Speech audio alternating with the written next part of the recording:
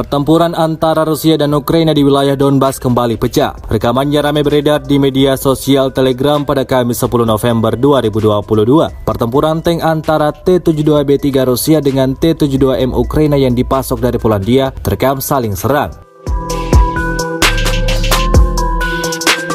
Tampak serangan brutal dari tank Rusia tidak tanggung-tanggung menghantam tank Ukraina dengan rudal mematikan. Akibatnya tank milik pasukan Zelensky itu timbulkan ledakan dahsyat berkali-kali hingga membuat tank itu hancur dan tak dapat dioperasikan lagi. Tak bisa berbuat apa-apa, sejumlah tentara Ukraina hanya bisa pasrah dan terekam melarikan diri. Insiden ini diklaim Rusia akan membuat kapok kubu Ukraina.